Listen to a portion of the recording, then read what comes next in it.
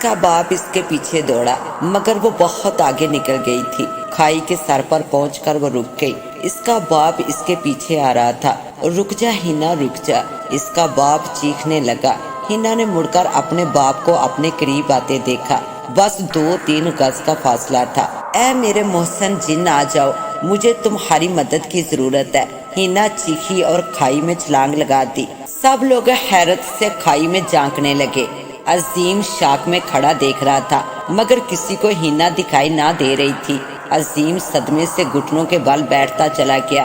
وہ کبھی آسمان کو دیکھتا، کبھی اس جگہ کو جہاں سے ہینا نے چھلانگ لگائی تھی، مگر وہ نظر نہیں آ رہی تھی۔ نیچے گرتی ہینا کو جن نے اپنی باہوں میں پکڑ لیا۔ ہینا کو وہ نظر نہیں آ رہا تھا مگر ہینا کو لگ رہا تھا کہ کسی انجانے وجود کے باہوں کے حصار میں ہے جو نیچے کی طرف جا رہی ہے، مگر وہ گر نہیں رہی تھی، وہ جیسے لیٹ کر اڑ رہی تھی۔ پہاڑ کے اسی سوراخ کے قریب پہنچ کر وہ کھڑی ہو گئی۔ محسن جن نے اسے سوراخ سے گزار کر اندر پہاڑ میں اتارا۔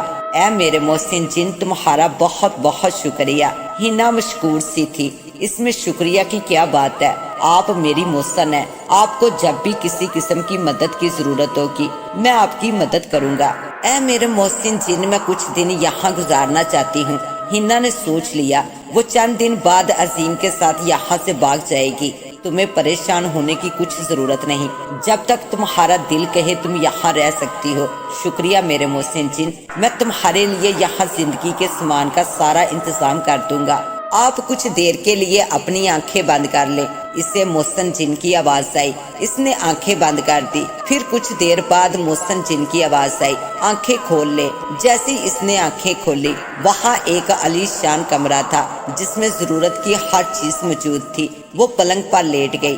آپ کو جب بھی کسی چیز کی ضرورت ہو مجھے یاد کر لینا، میں آ جاؤں گا۔ میں اب جا رہا ہوں۔ کھانے پینے کی ہر چیز سامنے پڑی ہے۔ محسن جن کی آواز اس نے سنی۔ اس نے سر اسبات میں ہلایا اور پلنگ پر لیٹ گئی۔ وہ خوش ہو رہی تھی اور سوچ رہی تھی، سب سمجھتے ہوں گے کہ میں مر چکی ہوں، سب لوگوں کی حالت دیکھنے والی ہوگی، وہ دولہا تو جل کر خاک ہو گیا ہوگا۔ اس سوچ نے اسے عجیب سی خوشی بخش دی۔ وہ اب مسکرا رہی تھی اور وہ کمرے میں گھوم پھر رہی تھی اور ایک ایک چیز کو غور سے دیکھ رہی تھی۔ عظیم نے کھائی کے قریب آ کر دیکھا، وہاں کچھ نہیں تھا۔ سب لوگ عجیب سے انداز میں کھائی کو دیکھ رہے تھے جیسے اس نے ہینا کو نگل لیا ہو۔ اس کا باپ سر پکڑ کر بیٹھا ہوا تھا اور رو رہا تھا۔ عظیم سب لوگوں کو دیکھ کر کہکے لگانے لگا۔ وہ ناچ اٹھا۔ ہینا چلی گئی۔ سب دیکھو، ہینا اس کھائی میں گم ہو گئی، اب وہ کبھی نہیں آئے گی، اب وہ آرام سے رہ رہی ہوگی۔ وہ ایک ایک کو پکڑ پکڑ کر کہنے لگا اور کہکے لگاتا۔ وہ پاگل سا ہونے لگا، کبھی کھائی کی طرف دوڑ کر آتا، کبھی رک کر کھائی میں دیکھ کر کہکے لگاتا۔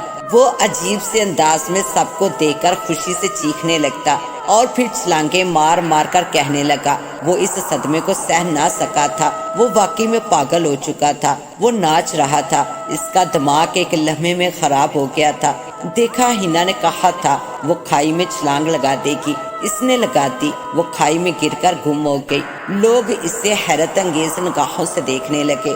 کچھ لوگ بڑے آقا کو خبردار کرنے چلے گئے۔ وہاں دولہا بھی انتظار کر رہا تھا اور ہینا کے باپ کو ہینا کی فکر نہ تھی، اسے اپنے اس 10 لاکھ کی فکر تھی جو ابھی اسے واپس کرنے تھے۔ ایان پر یہ خبر بجلی بن کر گری۔ اس کو یقین نہیں آ رہا تھا کہ ہینا نے کھائی میں کود کر جان دے دی ہے۔ وہ عجیب سی الجھن میں پڑ گیا۔ بڑے آقا نے فوراً اس کی لاش کو ڈھونڈنے کے لیے کچھ لوگوں کو کھائی میں بھجوا دیا، مگر کھائی میں جا کر کچھ بھی نہ مل سکا۔ وہ لوگ ناکام لوٹ آئے۔ ایان نے ہینا کے باپ سے اپنے پیسے واپس مانگ لیے۔ وہ ہینا کے باپ نے دے دیے، مگر وہ ہینا کو بہت گالیاں دے رہا تھا۔ ایان وہاں سے واپس آ گیا۔ اس نے ان لوگوں کو اپنے حال پر چھوڑ دیا۔ اسے افسوس تو تھا، مگر اسے لگا اتنی دولت ہونے کے باوجود اس کے نصیب میں شادی نہیں لکھی ہے۔ وہ کافی پریشان تھا۔ یہاں سے واپسی کا سفر اس کا بہت برا گزرا تھا۔ کچھ دنوں تک وہ بخار میں تپتا رہا تھا۔ کچھ دن ہسپتال میں گزار کر گھر آ گیا۔ اسے مریم سے ملنا تھا، اسے بتانا تھا پہاڑوں کی شہزادی نے خودکشی کر لی ہے۔ چند دن بعد وہ مریم سے ملنے آیا تھا۔ مریم اسے دیکھ کر اچھی خاصی حیرانگی کا شکار ہو گئی۔ اسے کچھ بھی سمجھ نہیں آ رہا تھا کیونکہ وہ اداس، الجھا ہوا اور بہت خاموش سا تھا۔ حمان بھی گھر پر نہیں تھے۔ ایان بھائی کیا ہوا ہے؟ آپ کے چہرے پر یہ پریشانی بالکل بھی اچھی نہیں لگ رہی ہے۔ مریم اس کے پاس آ کر صوفے پر بیٹھ گئی۔ بھابھی، آپ کی دوست ہنا نے خودکشی کر لی۔ شادی سے کچھ دیر قبل اس نے کھائی میں کود کر جان دے دی۔ پہاڑوں کی شہزادی ہر کسی کی قسمت میں نہیں ہوتی ہے۔ میرے خیال میں وہ کسی سے محبت کرتی تھی، تبھی اس نے اتنا بڑا قدم اٹھا لیا۔ ایان نے اسے دیکھا، وہ کچھ سوچ رہی تھی۔ وہ تنزیہ سی ہنسی ہنسنے لگی۔ ایان اسے حیرت سے دیکھنے لگا۔ آپ کیوں ہنس رہی ہے؟ کیا آپ کو خوشی ہو رہی ہے؟ ایان کو شدید حیرانگی ہونے لگی۔ نہیں، ایسا کچھ نہیں ہوا ہے۔ ہنا نے سب کو بیوقوف بنایا ہے۔ وہ شادی نہیں کرنا چاہتی تھی تو جان بوجھ کر کھائی میں چھلانگ لگا دی، مگر وہ ایک بار پہلے بھی کھائی میں گر چکی تھی، مگر اسے کچھ بھی نہیں ہوا تھا۔ تب بھی میں نے اس سے پوچھا تھا، تم بچ کیسے گئی؟ جب میں گری تو میں نے گرتے وقت درخت کی شاخیں پکڑ لی اور یوں میں آرام سے درخت پر چڑھ کر بیٹھ گئی، اور کچھ دیر بعد پھر درخت سے پہاڑ پر چڑھ کر آ گئی۔ مریم نے اس کو دیکھ کر مزے لے کر بتایا، بھابھی تو آپ کا مطلب ہے ہنا مری نہیں ہے؟ ایان شاک سے کہنے لگا، نہیں، بالکل بھی نہیں۔ پہلے بھی جب وہ گری تھی مگر مری نہیں تھی، اس بار تو جان بوجھ کر کودی ہے، مگر میں یقین سے کہہ سکتی ہوں وہ زندہ سلامت ہوگی۔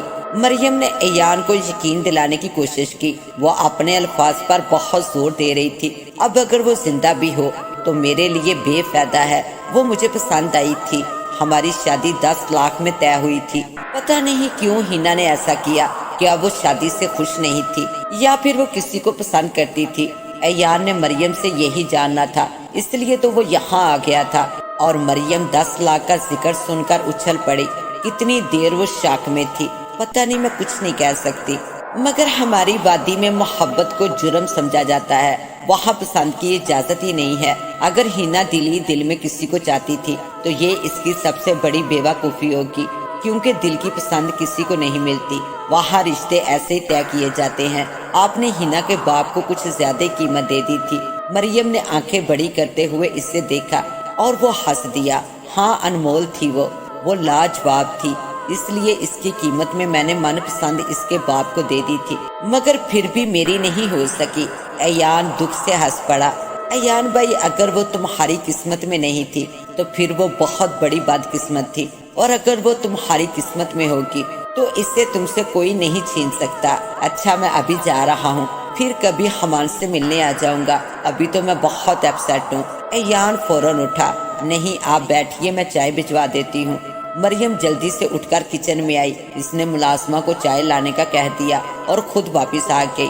اب وہ دونوں اسکرین پر کوئی نئی مووی دیکھ رہے تھے، مگر ایان کا دل بہت اداس ہو رہا تھا۔ کچھ دن گزر گئے۔ عظیم کا پاگل پن عروج پر پہنچ گیا۔ اس کو اب ایک پیر سے کمرے میں زنجیر سے باندھ دیا گیا تھا۔ سارے لوگ باتیں کرنے لگے تھے۔ لوگ سمجھ گئے تھے ہنا اور عظیم کا چکر چل رہا تھا۔ ہنا اپنی شادی سے خوش نہیں تھی اور عظیم اسے پا نہیں سکتا تھا، اس لیے ہنا نے خودکشی کر لی اور عظیم کو دلی صدمہ پہنچا۔ مگر لوگ حیران اس لیے تھے، صدمہ جب دل کو لگتا ہے تو دماغ کیوں خراب ہو جاتا ہے اور انسان کیوں پاگل ہو جاتا ہے؟ ایک لڑکی کی محبت میں کیا اتنی طاقت ہوتی ہے جو انسان کو پاگل بنا کر رکھ دے؟ ہاں، محبت میں بہت زیادہ طاقت ہوتی ہے۔ یہ انسان کی دنیا جس طرح آباد کر سکتی ہے، جس کو دنیا کی سب سے بڑی خوشی دے سکتی ہے، اس کو اتنا بڑا غم بھی دے سکتی ہے، یہ پاگل بھی کر سکتی ہے۔ اس کا باپ افسوس کرتا، اسے لگتا اسے عظیم کو ہنا کے ساتھ بھاگنے دینا چاہیے تھا، کم سے کم دونوں آج ساتھ تو ہوتے، مگر اب ایک پاگل انسان کے ساتھ زندگی گزارنا بے حد مشکل کام تھا۔ وہ خود تو پاگل ہو کر سب سے بے خبر تھا، مگر سب اس کی وجہ سے۔ جیتے جی آگ میں زندگی گزار رہے تھے۔ ہنا پہاڑ سے نکل کر کبھی سوراخ کے دہانے پر کھڑی ہو جاتی اور پہاڑ سے نیچے گہری وادی کی سیر کرتی۔ وہ کچھ دنوں کے لیے سب کچھ بلانا چاہ رہی تھی۔ اس کو یقین نہیں آ رہا تھا اس نے وہ کام کر دیا تھا جو کوئی سوچ بھی نہیں سکتا تھا۔ اسے محسن جن وقت پر کھانا دیتا، اس کا بے حد خیال رکھتا تھا۔ وہ یہاں اس پہاڑ میں خوش تھی، مگر اس کا دل انجانے خطرے سے بہت پریشان تھا۔ اس کو عجیب سی الجھن ہو رہی تھی۔ وہ ہر وقت انجانے خوف سے ڈرتی رہتی۔ وہ کچھ بھی نہیں سمجھ رہی تھی، مگر کل ہی اس کا یہاں ایک ہفتہ مکمل ہو گیا تھا۔ آج رات وہ محسن جن سے کہہ کر واپس وادی میں جانا چاہ رہی تھی۔ ابھی شام بھی نہیں ہوئی تھی۔ وہ پہاڑ کے دہانے پر کھڑی تھی اور نیچے گہری کھائی میں جھانکنے کی کوشش کر رہی تھی۔ کچھ دیر بعد وہ واپس پہاڑ میں جانے لگی۔ یہ پہاڑ بالکل ویران تھی۔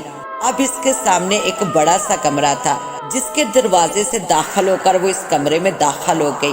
کمرے میں دنیا جہان کی ہر چیز موجود تھی۔ وہ پلنگ پر لیٹ گئی۔ وہ نیند کی وادیوں میں گم ہو گئی۔ جب وہ اٹھی تو اچھی خاصی رات ہو گئی تھی۔ وہ غسل خانے میں گھس گئی۔ اب وہ بالکل تر و تازہ تھی۔ اس نے میز پر سے رکھا ہوا کھانا اٹھایا اور کھانے لگی۔ کھانے کے بعد برتن غائب ہو گئے تھے۔ محسن جن نے اس کا ہر طرح سے خیال رکھا تھا۔ محسن جن، مجھے تمہاری مدد کی ضرورت ہے، ہنا نے زوردار آواز میں کہا۔ جی میں یہاں موجود ہوں، محسن جن کی آواز سنائی دی۔ مجھے واپس جانا ہے، تم مجھے چھوڑ آؤ، میں آپ کو کھائی کے اوپر پہاڑ کے دامن میں چھوڑ آتا ہوں۔ اسے محسن جن کی آواز سنائی تھی۔ جی ٹھیک ہے۔ اس نے آواز کو محسوس کیا اور اسی سمت میں دیکھا۔ اچانک وہ کسی انجانے احساس کے تابع آ گئی۔ کسی نے اسے باہوں میں اٹھایا۔ اب وہ ہوا میں اڑ رہی تھی۔ کچھ دیر بعد وہ پہاڑ سے باہر تھی۔ ہر طرف اندھیرا چھایا ہوا تھا۔ اسے اچھا لگ رہا تھا۔ محسن جن نے پہاڑ کے دامن پر اسے اتار دیا۔ اب وہ وہاں سے خود عظیم کے کمرے تک جا سکتی تھی۔ پہاڑ پر ویرانی تھی۔ محسن جن چلا گیا تھا۔ ہنا قدم قدم چلتی ہوئی عظیم کے گھر کی طرف بڑھنے لگی۔ اب وہ لکڑی سے بنے گھر کے اطراف میں گھوم کر عظیم کے کمرے کی کھڑکی میں کھڑی تھی۔ اس نے شیشے پر ہلکا سا دباؤ ڈالا۔ کھڑکی کھل گئی۔ اس نے وہاں گھپ اندھیرا دیکھا۔ وہ کمرے میں کھڑکی کے ذریعے جا گھسی۔ اندر پہنچ کر اس نے لالٹین روشن کر دی۔ کمرے میں ہر طرف زرد روشنی پھیل گئی۔ وہاں عظیم زنجیر سے بندھا پڑا تھا۔ اس کا حال بہت برا تھا۔ اس کے ایک پیر میں زنجیر تھی۔ اس نے پھٹے پرانے سے کپڑے پہن رکھے تھے۔ اس کے سر کے بال بے ترتیب سے ہو گئے تھے۔ داڑھی اچھی خاصی بے ترتیب تھی اور بڑھ چکی تھی۔ وہ نیچے دیکھ رہا تھا۔ اس کے پیر میں زخم تھا کیونکہ زنجیر اچھا خاصا تنگ تھا۔ عظیم، ہنا نے اسے پکارا۔ وہ حیرت سے اسے دیکھ رہی تھی۔ عظیم بالکل کسی پاگل پن میں تھا اور پاگل لگ رہا تھا۔ عظیم، میں تمہیں لینے آ گئی ہوں۔ وہ اس کے ساتھ بیٹھ گئی۔ اس نے عظیم کو ہلایا۔ وہ اسے دیکھنے لگا۔ اسے دیکھ کر وہ حیرانگی سے نفی میں سر ہلانے لگا۔ تو کون ہے؟ کون ہے بتا؟ یہاں کیوں آئی ہے؟ کیوں آئی ہے؟ بولنا، عظیم نے پوچھا۔ ہنا کے ہاتھ سے لالٹین چھوٹ کر گر گئی۔ وہ صدمے سے بیٹھتی چلی گئی۔ وہ اسے بلا چکا تھا۔ اس کے سارے حرکات عجیب سے تھے۔ میں ہنا ہوں، تمہاری محبت، میں تمہیں لینے آئی ہوں۔ ہم یہاں سے بہت دور چلے جائیں گے جہاں یہ وادی والے کبھی نہیں پہنچ سکیں گے۔ عظیم کہکے لگانے لگا۔ وہ پاگل ہو چکا تھا۔ عظیم، تم کہکے کیوں لگا رہے ہو؟ وہ اس کی زنجیر کو دیکھنے لگی۔ اسے وحشت ہو رہی تھی۔ وہ اسے ہلا ہلا کر تھک گئی۔ اسے سمجھ آ گیا عظیم اس کی محبت کا صدمہ برداشت نہیں کر سکا اور پاگل ہو گیا۔ اسے لگا وہ اس بازی میں اپنا سب کچھ ہار چکی ہے۔ کچھ دیر وہ بے آواز روتی رہی۔ وہ صدمے سے نڈھال اس کے پاس بیٹھی تھی۔ اچانک اسے محسن جن یاد آیا۔ میں ہر غم میں، ہر پریشانی میں اسے کیوں بھول جاتی ہوں؟ وہ اسے ٹھیک کر سکتا ہے۔ میں ابھی اسے بلاتی ہوں۔ اس نے سوچا۔ وہ ہنستی اپنے آنسو آستین سے پوچھ لیے۔ محسن جن، آ جاؤ، مجھے تمہاری مدد کی ضرورت ہے، اس نے بلند آواز سے کہا۔ جی میں آ گیا ہوں، محسن جن کی آواز سنائی تھی۔ محسن جن، صرف تم میری مدد کر سکتے ہو۔ ہر مشکل میں تم نے میرا ساتھ دیا ہے۔ سامنے دیکھ رہے ہو، میری محبت کی جدائی کا صدمہ اس نے دل کی بجائے دماغ پر لے لیا ہے۔ یہ پاگل ہو چکا ہے۔ میں چاہتی ہوں تم اسے پھر سے بالکل ٹھیک کر دو، اس کے دماغ سے پاگل پن کو ہٹا دو، اس نے روتے ہوئے کہا۔ وہ محسن جن کی آواز کی منتظر تھی مگر وہاں خاموشی تھی۔ وہ کچھ جواب نہ دے پایا۔ اے میرے محسن جن، تم نے مجھے کوئی جواب نہیں دیا، اس نے خود ہی پوچھا۔ میں ایسا نہیں کر سکتا، یہ میرے بس میں نہیں ہے۔ میں صرف تمہاری مدد کر سکتا ہوں، کسی اور کی نہیں۔ اور جو پاگل ہو جائے وہ جب تک زندہ رہتا ہے پاگل ہی ہوتا ہے۔ میں تمہارے علاوہ کسی اور انسان کی مدد کروں گا تو جل کر خاکستر ہو جاؤں گا۔ اب یہ ساری زندگی ایسے ہی رہے گا۔ محسن جن کی آواز سے افسوس ظاہر ہو رہا تھا۔ تم کیا کہہ رہے ہو؟ مجھے کچھ سمجھ نہیں آ رہا۔ ہنا کی آنکھوں میں موٹے سے آنسو چمکنے لگے تھے۔ صرف تم مجھے سن سکتی ہو، یہ نہیں، کوئی دوسرا انسان مجھے سن نہیں سکتا ہے۔ اگر میں خود سے اس کی مدد کروں گا تو اپنے قبیلے کے روایات کے خلاف ہو کر کروں گا، اور جن باتوں سے ہمیں منع کیا جاتا ہے ان باتوں میں سب سے پہلے انسان سے دور رہنے کی تلقین ہوتی ہے۔ اگر ہم کسی انسان کے کہنے پر جو ہماری آواز سن سکتا ہو، ہم سے باتیں کرتا ہو، اس کے کہنے پر کسی بھی دوسرے انسان کے ساتھ کچھ بھی کرے تو ہم جل کر بھسم ہو جاتے ہیں۔ محسن جن نے جو کچھ کہا، ہنا نے سر پکڑ لیا۔ اب تم ہی بتاؤ محسن جن میں کیا کروں؟ ہنا نے دونوں گھٹنوں پر سر پریشانی سے رکھا۔ آپ جو کہیں گی میں کروں گا، مگر میں آپ کے کہنے پر کسی دوسرے انسان کے ساتھ کچھ بھی نہیں کر سکتا۔ محسن جن کی آواز میں اس سے زیادہ پریشانی تھی۔ اگر میں تم سے کچھ پیسے مانگ لوں تو کیا تم مجھے دے سکتے ہو؟ ہنا نے دکھ سے پوچھا۔ ہاں، کتنے چاہیے؟ محسن جن کی آواز میں اشتیاق تھا۔ 15 لاکھ۔ ہنا کے باپ نے 15 لاکھ مانگے تھے جو عظیم نہیں دے سکا تھا، اور اس وقت وہ اپنی پریشانی میں محسن جن کو بھول گئی تھی۔ آپ آنکھیں بند کریں، ابھی کچھ دیر میں آپ کو پیسے مل جائیں گے، محسن جن نے فوراً کہا۔ ہنا کو اس کا جواب سن کر رونا آیا۔ وہ اسے کیوں بھول گئی تھی؟ محسن جن تم جاؤ، مجھے پیسے نہیں چاہیے، میں بس ایک رات اس کے ساتھ گزارنا چاہتی ہوں۔ محسن جن چلا گیا۔ اسے محسوس ہوتا تھا عظیم تمہاری اس حالت نے میری جان نکال کر رکھ دی ہے، میں بھی تمہاری یہ جدائی برداشت نہ کر پاؤں گی، مر جاؤں گی، تم میری جدائی میں پاگل ہوگے اور میں صرف رو رہی ہوں، تمہارے بنا میں کسی کام کی نہیں رہی ہوں، آسمان کے تارے بھی گواہ ہوں گے۔ اب میں جو بھی کہوں، جتنا بھی تجھے پکاروں، تمہیں ان سب کی کچھ سمجھ نہیں آئے گی، تم نے یہ کیا حالت بنا رکھی ہے۔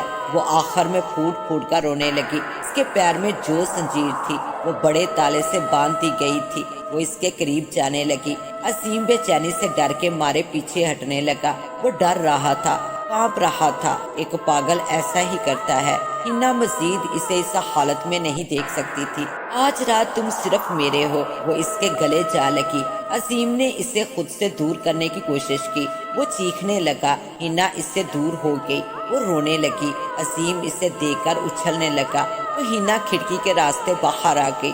وہ اب ہمیشہ کے لیے یہاں سے جانا چاہتی تھی۔ وہ وادی والوں کے لیے مر چکی تھی، اس کا اب یہاں کچھ نہیں تھا، اور پاگل کے ساتھ زندگی نہیں گزاری جاتی۔ زوروں قطار رو رہی تھی، اس نے بہت بڑی غلطی کر دی تھی۔ رات کے اندھیرے میں وہ بے دہانی میں پہاڑ کے دامن پر آخری سرے تک جا رہی تھی۔ ہر قدم پر وہ تکلیف سے بلبلا اٹھتی۔ اسے یقین نہیں آ رہا تھا یہ سب کچھ ہو جائے گا، اس کی محبت وہ رہ نہ پائے گی جو وہ چھوڑ کر گئی تھی۔ بے وجہ یہ کیا ہو گیا ہے؟ کاش عظیم پاگل نہ ہوتا تو میں اس کے ہر دکھ کا مداوع کر دیتی، مگر پاگل پن کا علاج میرے پاس نہیں ہے۔ وہ بری طرح سے رونے لگی۔ کچھ دیر بعد وہ چلتے چلتے اسی پہاڑ کے دہانے پر آ کر رک گئی۔ وہ اپنی زندگی کا خاتمہ کرنے جا رہی تھی۔ وہ اندھیرے میں کچھ دیر تک دیکھتی رہی۔ وہ کپ کپانے لگی۔ دونوں بار اس سے پہلے جب وہ کھائی میں گئی تھی وہ اپنی مرضی سے نہیں گئی تھی۔ ایک بار مریم نے اسے دھکا دیا تھا اور دوسری بار وہ سوچ سمجھ کر کودی تھی، اور آج اسے اپنی زندگی کا کچھ مقصد دکھائی نہیں دے رہا تھا۔ وہ یہاں سے ہمیشہ کے لیے جانا چاہتی تھی۔ اے میرے محسن جن، اس نے دوبارہ پکارا۔ اس کے وجود کے پار ایک ہوا کا سرد سا جھونکا لہرایا۔ ہاں، کیا بات ہے؟ آپ اتنی رو کیوں رہی ہیں؟ اسی ویرانے کو بھی وحشت سی ہو رہی ہے۔ محسن جن کی آواز سنائی دی۔ کچھ نہیں، میں یہاں سے ہمیشہ کے لیے جانا چاہتی ہوں، تم ہی بتاؤ میں کیا کروں۔ وہ آخر میں اپنے جذبات پر ضبط نہ رکھ سکی۔ میں کیا بتاؤں آپ کو، آپ کی زندگی کا فیصلہ ہے۔ ویسے آپ کو اپنے گھر واپس چلے جانا چاہیے۔ اگر میں گھر واپس گئی تو وادی والے مجھے شادی سے انکار کے جرم میں گنجا کر کے پہاڑ کی چوٹی پر کھڑا کر کے پتھر مار مار کر لہو لہان کر دیں گے اور مجھے زخمی حالت میں وہاں چھوڑ دیں گے۔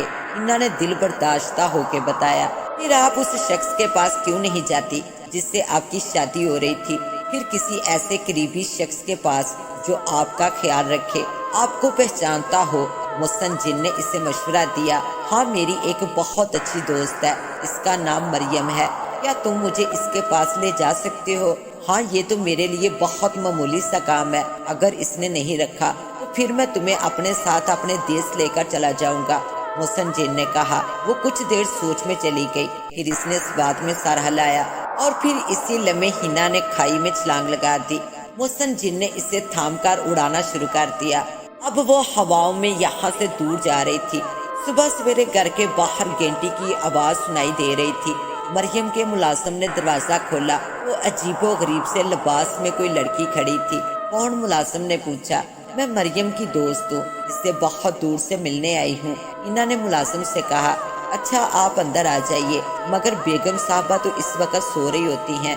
خیر میں اسے کسی ملازمہ کو بتا کر جگا دیتا ہوں۔ ہنا اس کے ساتھ اندر چلی آئی۔ وہ بوڑھا ملازم اندر کہیں گھر میں گم ہو گیا۔ ہنا اس کے گھر کو بہت حیرت سے دیکھ رہی تھی۔ وہ سوچ بھی نہیں سکتی تھی مریم شادی کے بعد اس طرح عالی شان زندگی گزارے گی۔ مریم نیند سے جاگ چکی تھی۔ ملازمہ جب اندر اس کے پاس گئی، وہ پہلے سے جاگی ہوئی تھی۔ ہمان صبح سویرے کام پر گئے تھے۔ بیگم صاحبہ باہر آپ کی کوئی سہیلی ملنے آئی ہے۔ ملازمہ کی زبانی سہیلی کا نام سنا، ٹھٹک کر اسے دیکھنے لگی۔ میری سہیلی نورا، مگر میری تو کوئی بھی سہیلی نہیں ہے بیگم صاحبہ، وہ کہتی ہے بہت دور سے اور آپ تک بہت مشکلوں اور مصیبتوں سے پہنچی ہے۔ نورا نے اسے جو کچھ بتایا وہ سوچ میں پڑ گئی۔ اچھا اس کو لانچ میں بٹھاؤ، میں تیار ہو کر آتی ہوں، مگر اس پر نظر رکھنا کہیں کوئی سہیلی کا بہانہ بنا کر گھر میں چوری نہ کر لے۔ وہ نائٹی میں ملبوس تھی۔ اس نے ملازمہ سے کہا۔ ملازمہ باہر چلی گئی۔ اب وہ تیار ہو رہی تھی۔ ہنا لانچ میں بیٹھی بیش قیمت چیزوں کو دیکھ دیکھ کر تھک چکی تھی، مگر مریم ابھی تک نہیں آئی تھی۔ اسے لگتا تھا محسن جن نے اسے غلط جگہ پہنچا دیا ہے۔ وہ محسن جن کے بارے میں ہی سوچنے لگی۔ جب سینڈل کی ٹک ٹک کی آواز آنے لگی، اس نے سامنے دیکھا تو شیشے کے دروازے سے مریم نکل کر باہر آ رہی تھی۔ وہ اسے دیکھ کر اپنی جگہ پر رک سی گئی اور مریم اسے دیکھ کر ساکت کھڑی رہ گئی۔ مریم کو یقین نہیں آ رہا تھا۔ مریم کو آتے دیکھ کر ملازمہ نورا وہاں سے چلی گئی۔ ہنا تم اور یہاں؟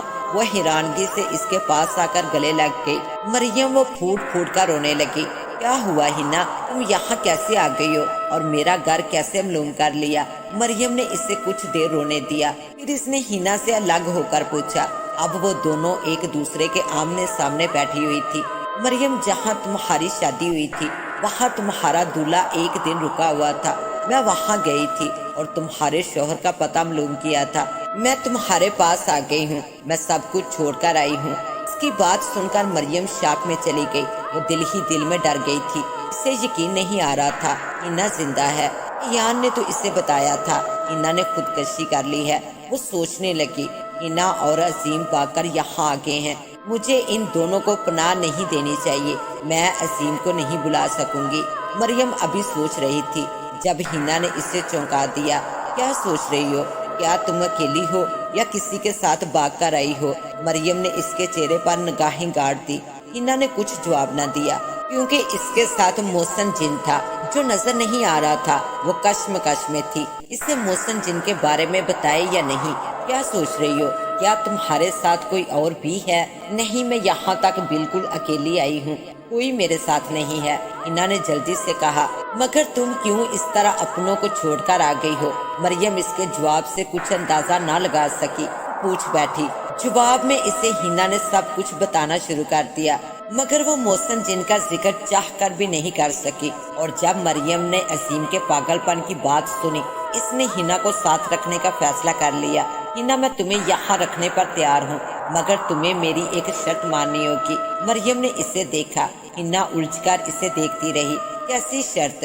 مریم، کیا تمہیں بھی شرائط پر کام کرنا آ گیا ہے؟ ہنا کو کچھ بھی اندازہ نہ ہو رہا تھا۔ ہنا، میں تمہاری شادی کرواؤں گی۔ مریم کی بات سن کر ہنا خاموش ہو گئی۔ پھر کچھ دیر بعد اس نے اس بات میں سر ہلایا۔ ٹھیک ہے، جیسی تمہاری مرضی، مگر میں جلد شادی نہیں کرنا چاہتی۔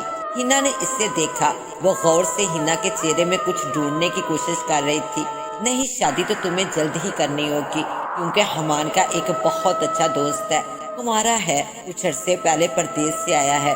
چلو اچھا ہے، ہنا نے بجھے دل سے کہا۔ اچھا تم اٹھو، جلدی سے کپڑے تبدیل کر لو، یہاں ایسے حلیے کو دیکھ کر لوگ ہنستے ہیں، میں تمہیں پیارا سا جوڑا دے دیتی ہوں۔ اس نے ہنا کو اٹھایا اور واش روم میں جا کر اسے چھوڑ دیا۔ اب وہ اپنی الماری سے بالکل نیا جوڑا نکال رہی تھی۔ رات کو ہمان سے اسے ملایا، وہ بھی اس کے ساتھ کچھ دیر تک باتیں کرتا رہا، مگر اس کو ہنا کا اپنے گھر میں رہنا پسند نہیں آیا، مگر مریم کے سامنے کچھ کہہ نہیں پایا۔ البتہ اس کے تاثرات سے ظاہر ہو رہا تھا وہ ناگواری محسوس کر رہا ہے۔ مریم نے ڈنر کے بعد ہنا کو کمرے میں بھیج دیا اور خود حمان سے ملنے اس کے کمرے میں آ گئی۔ مریم چلتی ہوئی اس کے ساتھ پلنگ پر بیٹھ گئی۔ مریم، تمہاری یہ دوست کتنے دن رہنے آئی ہے؟ کیا یہ ہمیشہ کے لیے تو یہاں نہیں آئی ہے؟ اور کیا تمہارا اب بھی اپنے وادی والوں کے ساتھ رابطہ ہے؟ حمان نے ناگواری سے اسے دیکھا۔ نہیں، ایسا کچھ نہیں ہے، پتہ نہیں یہ میرے گھر تک کیسے چلی آئی۔ کہہ رہی تھی آپ کا پتہ اس شادی حال سے لیا ہے جہاں ہماری شادی ہوئی تھی۔ آج صبح جب یہ گھر آئی تھی اسے دیکھ کر میں خود شدید حیران ہوئی تھی، کیونکہ ایک ہفتے پہلے اس کی ایان سے شادی ہونے والی تھی اور ایان نے بتایا تھا اس نے خودکشی کر لی ہے۔ میں نے اسے سب کچھ معلوم کر لیا ہے، یہ ابھی شادی نہیں کرنا چاہتی تھی، ابھی کھائی سے کود کر درخت میں چھپ کر بیٹھ گئی اور ایسی حرکت کر ڈالی تھی، مگر خودکشی نہیں کی تھی۔ میں اب اس کی شادی ایان سے ہی کرواؤں گی، اس لیے تو اس کو گھر میں رہنے کی اجازت دے دی ہے۔ مریم نے شوہر کو سب کچھ بتا دیا۔ وہ کچھ دیر حیران ہوا، پھر مطمئن ہو گیا۔ جب ایک مرتبہ پہلے اس نے شادی سے انکار کیا اور سب لوگوں کی آنکھوں میں دھول جھونک کر خودکشی کا ناٹک کر کے شادی سے بچ گئی ہے، تو اب کیوں کر ایان سے شادی پر رضامند ہوگی؟ حمان نے اپنا چشمہ نکال کر اسے غور سے دیکھا۔ اس کا خدشہ بچا تھا، اس بار ایسا بالکل بھی نہیں ہوگا، کیونکہ میں ہنا سے وعدہ لے چکی ہوں۔ میں نے اسے گھر میں رہنے کی شرط یہی رکھی ہے، میری مرضی کے مطابق اسے شادی کرنا ہوگی۔ میں اسے یہ کبھی نہیں بتاؤں گی جس سے ایک مرتبہ پہلے شادی ہو رہی تھی، اب دوبارہ بھی اس سے ہی ہو رہی ہے، کیونکہ ہماری وادی میں لڑکیوں کو شادی سے پہلے اپنے ہونے والے شوہر کا نام تک معلوم نہیں ہوتا، اسے بھی معلوم نہیں ہوگا۔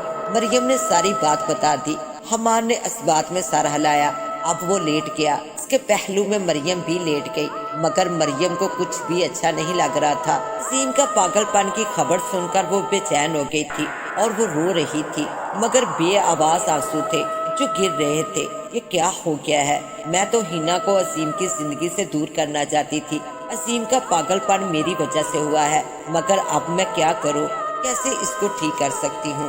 پاگل پن کا علاج تو بڑے ماہر ڈاکٹر کے پاس نہیں ہوتا، اس نے سوچا اور پھر سے بے آواز روتی۔ ہاں، مجھے جلد سے جلد ہنا کی شادی کرنا ہوگی، کل ہی ایان کے پاس جانا ہوگا۔ وہ کچھ دیر رونے کے بعد مطمئن ہو گئی۔ ایان کے گھر میں مریم موجود تھی، وہ یہاں اس سے ملنے آئی ہی اس لیے تھی، وہ ہنا کی شادی اس سے کرنا چاہتی تھی۔ ایان اسے دیکھ کر کچھ حیران تھا۔ وہ دونوں چائے پی رہے تھے۔ ایان، میں نے ٹھیک کہا تھا، وہ جذباتی ہو رہی تھی۔ کیا؟ ایان نے چائے کی پیالی میز پر رکھ دی۔ وہ حیران ہو رہا تھا۔ ہنا نے خودکشی نہیں کی۔ کیوں؟ آپ کو کیسے پتا چلا؟ کیا آپ کا اب بھی وادی والوں سے رابطہ ہے؟ ایان نے پوچھا۔ دونوں آنکھیں پر سوچ ہو کر چھوٹی کر دی۔ نہیں، کل ہنا میرے گھر آئی ہے، وہ وادی چھوڑ کر آ گئی ہے۔ یہ ایک ہفتہ اس نے میرا گھر ڈھونڈنے میں گزارا ہے۔ وہ شادی صرف اس لیے نہیں کرنا چاہتی تھی کیونکہ اس کا ابھی من نہیں تھا۔ مریم نے اسے دیکھا۔ ایان کو کوئی خوشی نہیں ہوئی۔ اب میں کیا کر سکتا ہوں؟ جب وہ شادی نہیں کرنا چاہتی تب اسے اپنے گھر جانا چاہیے تھا۔ آپ کے پاس کیا کرنے آ گئی؟ ایان کو حیرانگی کے سوا کچھ نہیں سوچ رہا تھا، کیونکہ ہمارے قبیلے کا رواج ہے، جو لڑکی شادی سے انکار کرتی ہے یا خودکشی کرتی ہے اور بچ جاتی ہے، اس کا سر گنجا کر کے اسے پہاڑ کی چوٹی پر کھڑا کر کے سارے قبیلے والے پتھر مارتے ہیں۔ وہ اس سزا سے بچنے کے لیے میرے پاس آ گئی ہے۔ میں نے اسے اس شرط پر اپنے گھر میں جگہ دی ہے، میں اس کی شادی کروں گی، اور اس نے میری شرط مان لی ہے۔ میں اس کی شادی آپ سے کرنا چاہتی ہوں۔ اس بار وہ رضامند ہوگی، مگر آپ کو ایک وعدہ کرنا ہوگا۔ مریم نے اپنی بات کے آخر میں اس کو دیکھا۔ کیسا وعدہ؟ میں کچھ بھی نہیں سمجھ پا رہا ہوں۔ ایان بالکل سیدھا ہو گیا۔ آپ اسے کبھی نہیں بتائیں گے کہ آپ وہی شخص ہے جس کی پہلے بھی آپ سے شادی ہو رہی تھی؟ کیوں؟ میں سمجھ نہیں پا رہا ہوں، یہ سب کچھ کیوں چھپانا ہوگا؟ ایان اٹھ کر کھڑا ہو گیا۔ کیونکہ آپ کو میں نے بھیجا تھا، بس اگر آپ یہ باتیں رہنے دیں تو اچھا ہوگا، میرا برہم بھی رہ جائے گا۔ مریم نے اٹھ کر اس کا ہاتھ پکڑ کر کہا، ٹھیک ہے، مجھے ان باتوں سے کچھ فرق نہیں پڑتا۔ ایان نے دونوں ہاتھ سینے پر باندھ لیے۔ بس چند دن بعد تمہاری اس سے شادی ہو رہی ہے۔ اب وہ اٹھ کر اس کے پاس آ کھڑی ہوئی۔ اب وہ دونوں کچھ کہہ رہے تھے۔ ایان سوچ سوچ کے جواب دے رہا تھا۔ ایان کا رشتہ جٹ مریم نے طے کر دیا۔ ہنا کچھ کہہ نہ سکی۔ وہ دلہن بن کر ایان کے گھر میں آج موجود تھی، مگر یہ شادی اس کی وادی کے قبیلے کے مطابق نہیں ہوئی تھی۔ یہ بالکل مختلف تھی، یہاں کا ہر رسم و رواج مختلف تھا۔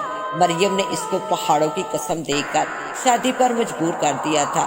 یہ لوگ پہاڑ کو بہت مانتے ہیں کیونکہ یہ لوگ پہاڑ پر رہتے ہیں، پہاڑ سے کھاتے پیتے ہیں، اور ان کی زندگی جو وہاں گزرتی ہے وہ پہاڑ کے ساتھ ہی گزرتی ہے۔ یہ لوگ پہاڑ کے چشموں سے پانی بھر کر ان کو اپنے لیے انعام سمجھتے ہیں، جبکہ یہ لوگ بوڑھے ہو جاتے ہیں۔ یہ لوگ پہاڑوں کو نہیں کاٹتے ہیں اور نہ ان کو نقصان پہنچاتے ہیں، کیونکہ وہ پہاڑ ان کو بہت کچھ دے جاتے ہیں۔ جب کبھی ان لوگوں کو کچھ منوانا ہوتا ہے تو یہ ایک دوسرے کو پہاڑوں کی قسم دیتے ہیں۔ ان لوگوں کے بس میں ہوتا وہ پہاڑوں کی عبادت کرتے، اور ساتھ ہی یہ لوگ پہاڑوں کا اپنے آپ سے زیادہ خیال رکھتے ہیں۔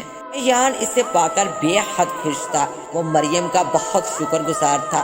شادی اس نے نکاح کر کے کی تھی، کیونکہ اس سے پہلے جب اس کی شادی ہو رہی تھی اس میں نکاح نہیں ہو رہا تھا، وہ قبیلے کے مطابق عجیب سے رسموں کے ساتھ ہو رہی تھی۔ ایان نے اس کے ساتھ اچھے خاصے وعدے کیے، وہ دلہن بن کر بہت پیاری لگ رہی تھی۔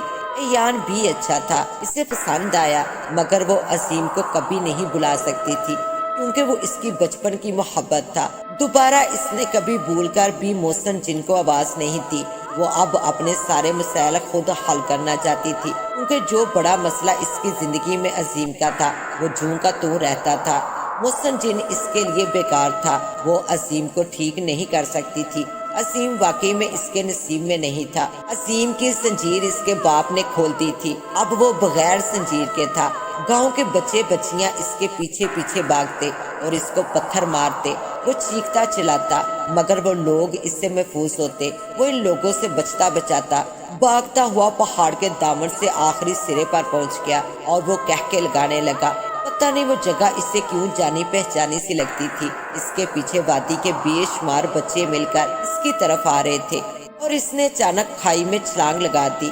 سارے بچے رک گئے، ان کے ہاتھوں سے پتھر گر گئے، وہ واپس جا رہے تھے۔ عظیم کے باپ کو خبر دینے اس کے پاگل بیٹے نے خودکشی کر لی ہے۔ جب وہ اس کے گھر آئے، اسے بتایا تو وہ شکر کا سانس لے پایا۔ عظیم کا وجود ویسے بھی اس کے لیے نکارا تھا، وہ اس کو رکھ کر کیا کرتا، مگر پھر بھی اس کی آنکھوں سے آنسو بہہ رہے تھے۔ وہ رو رہا تھا اور اسے عظیم کی لاش کی آخری رسومات بھی تو ادا کرنی تھی۔ یہ لوگ مرنے والے کو خوشی اور ناچ گا کر پہاڑ کے اونچی جگہ پر چھوڑ کر آ جاتے تھے، اور مرنے والے کی ساری قیمتی چیزیں اس کے ساتھ رکھ دیتے۔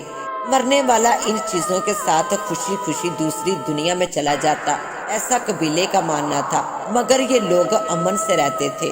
صبح سے ہنا کا دل بہت گھبرا رہا تھا، اسے لگ رہا تھا جیسے کچھ برا ہوا ہے، مگر اسے کچھ سمجھ نہیں آ رہا تھا۔ وہ گھر کے ٹیرس پر کھڑی بے سبب رو رہی تھی، اس کی آنکھوں سے متواتر آنسو گر رہے تھے۔ اس کا شوہر ایان ٹیرس پر بیٹھا کیمرے سے اس کی تصویریں بنا رہا تھا۔ اسے اس کے رونے کا کچھ سمجھ نہیں آ رہا تھا۔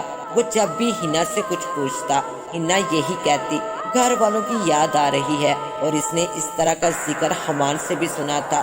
حمان کا کہنا تھا مریم تنہائی میں اکثر روتی رہتی ہے، اور وہ بھی جب پوچھتا ہے کیوں رو رہی ہو، مریم کہتی تھی وادی والوں کی یاد آ گئی تھی۔ دوسری طرف مریم کا دل انجانے خدشے سے دھڑک رہا تھا۔ اس نے سفید ساڑی زیب تن کی تھی، مگر وہ اپنے حال سے خوش نہیں تھی۔ کچھ دن پہلے اس کے شوہر کے بچے آئے تھے، وہ اتنی نوجوان ماں کو دیکھ کر باپ سے بہت لڑے تھے، مگر حمان نے سب کو گھر سے باہر نکال دیا تھا، کیونکہ اس کے بچے حمان اور مریم کی جوڑی پر مذاق اڑا رہے تھے۔ اور آج تو مریم کو ایسا لگا تھا جیسا اس کا دل ہی کہیں کھو رہا ہے، مگر یہ احساس تو اسے کبھی نہیں ہوا تھا۔ جب اس نے عظیم کے پاگل پن کی خبر سنی تھی تب بھی وہ اتنی پریشان اور بے چین نہیں ہوئی تھی جتنی وہ آج ہوئی تھی۔ محسن جن آخری بار ہنا سے ملنے آیا تھا، عظیم کی موت کی خبر ہنا کے پاس لایا تھا، مگر وہ پھر ہنا کو اپنے گھر میں خوش دے کر واپس چلا گیا۔ وہ آج بھی پہاڑ کی اس غار میں رہتا تھا۔ جب عظیم نے خودکشی کی تو وہ غار میں کھڑے ہو کر دیکھ رہا تھا، مگر وہ اسے بچا نہیں سکتا تھا، اور اگر بچاتا بھی تو خود جل کر بھسم ہو جاتا۔ وہ اب واپس اپنی دنیا میں جانا چاہتا تھا۔ ایک دن ہنا کیمرے میں اپنی تصویریں دیکھ رہی تھی تو اس نے اپنی وہ تصویریں بھی دیکھ لی جو ایان نے اس کی اس وقت کھینچی تھی جب وہ وادی میں تھی اور وہاں ایان آ گیا تھا۔ وہ بہت حیران ہوئی، اس نے ایان سے اس بارے میں پوچھا۔ وہ ایک تصویر میں وادی میں گھوم رہی تھی، دوسری میں جھولے پر بیٹھی ہوئی تھی اور اس کی گود میں میمنہ تھا۔ وہ حیران ہوتی چلی گئی، ایان آپ کے کیمرے میں میری یہ تصویریں کہاں سے آ گئی؟ ہنا نے ایک تصویر ایان کے سامنے کر دی۔ ایان اسے دیکھ کر ہنس پڑا۔ ہاں، یہ جب میں تمہاری وادی میں آیا تھا تم تب پہلی بار مجھے نظر آئی تھی اور میں نے تمہیں پسند کر لیا تھا، تمہاری کچھ تصویریں بنا لی، پھر تمہارا رشتہ مانگ لیا تھا، ہماری شادی طے ہو گئی تھی، مگر شادی والے دن تم نے کھائی میں چھلانگ لگا دی اور اسی دن میں واپس لوٹ آیا۔ ایان کی باتیں سن کر وہ حیرت زدہ سی رہ گئی۔ ایان، مگر یہ اتفاق نہیں ہے کہ پھر سے میری شادی تمہارے ساتھ ہو گئی اور تم نے مجھے کچھ بھی نہیں بتایا، کیا تم جان بوجھ کر خاموش تھے؟ ہنا نے ایان کا ہاتھ پکڑ کر کہا۔ وہ حیرانگی سے ایان کو دیکھ رہی تھی۔ نہیں، یہ اتفاق بالکل بھی نہیں ہے۔ دراصل میں جب مریم بابی سے ملا تھا انہوں نے مجھے تمہارے بارے میں بتایا تھا، انہوں نے مجھے وادی میں تم سے ملنے بھیجا تھا۔ وہ تمہیں پہاڑوں کی شہزادی کہتی تھی، غلط نہیں کہتی تھی۔ اس دن جب میں نے تمہیں دیکھا تھا تو مجھے یقین ہو گیا تھا تم ہی ہنا ہو۔ جب تم جانے لگی تھی میں نے زور سے تمہارا نام بھی پکارا تھا، مڑ کر دیکھتی رہی تھی۔ ہنا کو یاد آیا ایک دن چشمے کے جھولے پر بیٹھی ہوئی، جھولنے کے بعد جب وہ واپس جا رہی تھی تب اس نے کسی انجان مرد کی آواز سنی تھی۔ بعد میں اس سے اپنا وہم جان کر نظر انداز کر دیا تھا۔ ہاں، مجھے یاد آ گیا ہے۔ وہ سر ہلانے لگی۔ مجھے مریم نے منع کر دیا تھا، وہ تمہیں پتہ نہیں کیوں یہ سب نہیں بتانا چاہتی تھی۔ ایان نے اس کی آنکھوں میں دیکھا اور اسے سب کچھ سچ سچ بتانا شروع کر دیا، اور جب اسے پتا چلا ایان کو مریم نے اس کے پاس وادی میں بھیجا تھا، اس کی بہت تعریفیں کی تھی، وہ بہت دکھی ہوئی، مگر وہ ایان کو کچھ ظاہر نہیں کر پا رہی تھی۔ اسے سب کچھ سمجھ آ گیا اور وہ سوچنے لگی۔ وہ کڑی سے کڑی ملاتی چلی گئی اور ایک زنجیر سی بن گئی۔ ایک ایک منظر اس کی آنکھوں میں واضح ہوتا چلا گیا۔ وہ سوچ رہی تھی، مجھے مریم نے دھکا کیوں دیا، اور جب میں بچ گئی تو پھر ایان کو مریم نے میرے پاس اتنی دور تک کیوں بھیج دیا، صرف اور صرف مجھے عظیم سے دور کرنے کے لیے، کیونکہ مریم بھی عظیم سے محبت کرتی تھی مگر بتاتی نہیں تھی۔ اور جب میں مریم کے پاس آئی اس نے فوراً ایان سے میری شادی کر دی۔ وہ ڈرتی تھی کہیں عظیم ٹھیک ٹھاک ہو کر میرا نہ ہو جائے۔ وہ دیر تک سوچ سوچ کر روتی رہی اور سوچتی رہی۔ اس سے سب کچھ سمجھ میں آ چکا تھا۔ اچانک اس نے ایان کو دیکھا۔ ایان، میں ابھی کچھ دیر بعد آتی ہوں۔ وہ دوڑتی ہوئی اوپر چھت پر جانے لگی۔ ایک دم اسے محسن جن یاد آ گیا تھا۔ وہ اس سے تصدیق کرنا چاہ رہی تھی، اسے دیکھنا چاہتی تھی۔ چھت پر کوئی نہیں تھا، وہ اکیلی تھی۔ ایان اسے حیرانگی سے دیکھ رہا تھا مگر وہ اپنی جگہ ساکت کھڑا ہو گیا۔ ہنا رو رہی تھی۔ کچھ دیر رونے کے بعد اس نے اونچی آواز میں کہا، اے میرے محسن جن، مجھے تمہاری مدد کی ضرورت ہے۔ اچانک اس کے ارد گرد سرد ہوا کا جھونکا گزر گیا۔ جی، میری کیسی مدد چاہیے، حکم کریں۔ محسن جن کی آواز سنائی دی۔ محسن جن، کیا تمہارے پاس غیب کا علم ہے؟ ہاں، موجود زمانے میں جو کچھ ہو رہا ہے میں اس کے بارے میں علم رکھتا ہوں، اسے آواز سنائی دی۔ میرے پاس عظیم کی موت کی خبر لائے تھے مگر میری ایک دوست مریم اسے بہت چاہتی تھی۔ کیا تم مریم کی پرانی زندگی کے بارے میں مجھے کچھ بتا سکتے ہو؟ ہاں، مگر کتنی پرانی باتیں آپ جاننا چاہتی ہیں؟ اگر سال سے زیادہ مدت گزر چکی ہوگی تو میں کچھ نہیں بتا سکوں گا، محسن جن نے اسے جواب دیا۔ محسن جن، میری دوست مریم کیا عظیم کو چاہتی تھی، اور کیا اس نے عظیم کی محبت میں مجھے پہاڑ سے نیچے دھکا دیا تھا تاکہ میں مر جاؤں اور عظیم اس کا ہو جائے؟ ہنا نے جلدی سے اندیشے والے سوالات زبان پر لائے۔ محسن جن سوچتا رہا اور کافی دیر بعد اس نے جواب دیا، ہاں، تمہاری وہی دوست جسے تم نے رات کے اندھیرے میں روح بن کے ڈرایا تھا۔ یہی سب کچھ اس کی مرضی سے ہوا تھا۔ اس نے تمہارے کہنے پر عظیم سے اظہار محبت بھی کیا تھا مگر عظیم نے اسے انکار کر دیا تھا، اور مریم نے پہلے خود کو مارنے کی کوشش کی تھی مگر عظیم نے اسے بچا لیا تھا۔ اور تب اس نے سوچا اگر عظیم اس کا نہیں ہو سکتا تو تمہارا بھی نہیں ہونا چاہیے۔ وہ تم سے نفرت کرتی تھی اور کرتی ہے، اور عظیم اب جس دنیا میں ہے وہ اس دنیا سے بہت الگ دنیا ہے، بہت خاص ہے، وہ بہت زیادہ خوش ہوگا۔ محسن جن کی آواز آئی۔ ہنا کی آنکھوں میں آنسو بار آئے۔ محسن جن، پلیز مجھے اپنا چہرہ دکھا دو، بس آج کے بعد تمہیں کبھی نہیں بلاؤں گی، آج سے تم کبھی نہیں آؤ گے۔ اچانک اس کے ارد گرد خاموشی چھا گئی۔ پھر اس کے سامنے سنہرے رنگ والا ایک بندہ نظر آیا۔ اس کے بال بہت گھنے اور خوبصورت تھے، اس کی آنکھیں بہت بڑی اور گہری تھی، قد 8 فٹ سے نکلتا تھا، بال کندھوں تک تھے اور اس کا لباس سفید تھا جس پر سنہرا کام ہوا تھا۔ وہ اسے دیکھتی رہی، وہ بہت پیارا تھا، دل اور آنکھوں میں اس کا سراپا جیسے گھس رہا تھا۔ آج کے بعد میں آپ کو کبھی نظر نہیں آؤں گا، آپ جتنا پکاریں گی آپ کی پکار مجھ تک سنائی نہیں دے گی، کیونکہ ہمارے قبیلے کا قانون ہے، جو ہمارا محسن ہوتا ہے وہ ہمیں کبھی نہیں دیکھ سکتا ہے، مگر آپ نے مجھے دیکھ لیا ہے، آپ کا احسان آج میں نے اتار دیا ہے، الوداع الوداع، محسن جن نے کہا اور دھیرے دھیرے غائب ہو گیا۔ وہ اسے دیکھ کر الوداع ہاتھ ہلا رہی تھی، وہ وہاں کوئی نہیں تھا۔ اب وہ دل ہی دل میں خود سے کہہ رہی تھی اور سوچ رہی تھی، مریم تم نے کبھی بتایا ہی نہیں، تم بھی عظیم کو چاہتی ہو، اس سے محبت کرتی ہو، کاش تم مجھے صرف ایک بار بتا دیتی، میں عظیم کو تم سے بانٹ لیتی، ہم دونوں ایک عظیم سے شادی کر کے خوشی کی زندگی بسر کرتی۔ ہماری وادی میں تو خود ایک لڑکے کی بیوی اس کی دوسری اور تیسری شادی تک کروا لیتی ہے، اگر میں عظیم سے کہہ دیتی وہ کبھی انکار نہ کرتا، مگر تم نے کبھی دل کی بات بتائی ہی نہیں، حالانکہ کتنا پوچھا تھا، میں نے بار بار پوچھا تھا، مریم میں زندگی بھر تمہیں کبھی معاف نہیں کروں گی، آج ہمارے پاس سب کچھ ہے مگر خوشی نام کو نہیں ہے، تم میری شکل کو ترس جاؤ گی مگر میں تم سے کبھی نہیں ملوں گی، اور اگر کہیں آمنا سامنا ہو بھی گیا تو ایک اجنبی بن کر تمہیں نظر انداز کر دوں گی، مگر کیا کریں ہمارے شوہر آپس میں دوست ہیں، کبھی کبھار دوستوں کی بیویوں سے بھی تعلق رکھنا ہی پڑتا ہے، ہمارا تعلق اگر رہ پایا تو صرف سلام کلام تک محدود رہے گا۔ اس نے سوچ کر اس بات میں سر ہلایا۔ ہینا کیا سوچ رہی ہو؟ ایان نے اس کا ہاتھ تھام لیا، وہ اس کے پیچھے چھت پر آ گیا تھا۔ ہینا نے اپنے چمکتے آنسو صاف کیے۔ ایان تم کہتے تھے نا کہ ہمیں باہر چلے جانا چاہیے، مگر میں ہمیشہ انکار کرتی تھی، آج میں کہہ رہی ہوں میں تمہارے ساتھ پردیس جانے کو تیار ہوں۔ اس نے شوہر کے ہاتھ پر ہاتھ رکھا۔ ایان نے خوشی سے اسے گلے لگایا، وہ جو مریم کی احسان مند تھی کہ اس نے اس کی شادی کروائی ہے، آج وہ احسان اس نے ہمیشہ کے لیے دل سے نکال دیا۔ وہ شادی نہیں عظیم کے پاگل پن کی ذمہ دار تھی، اور جس دن عظیم مرا تھا اس دن ہینا کو لگا تھا اس کا دل نہیں رہا، مگر پھر بھی اس کی سانسیں چل رہی تھی اور اسے زندگی گزارنی تھی، مگر ادھوری، نامکمل، ناخوشگوار، اور مریم کی زندگی بھی روکھی پھیکی سی تھی۔ ایک بوڑھا شوہر اسے جتنی بھی دولت کیوں نہ دے دیتا، مگر وہ پیار اسے کبھی نہیں دے سکتا تھا۔ آج ان دونوں کی راہیں جدا ہو گئی تھی، کیونکہ وہ کچھ دنوں میں باہر کے ملک میں شفٹ ہونے والے تھے۔ اس کے ساتھ ہی اب مجھے دے اجازت، ملتے ہیں انشاءاللہ ایک نیو کہانی کے ساتھ، تب تک کے لیے اللہ نگہبان۔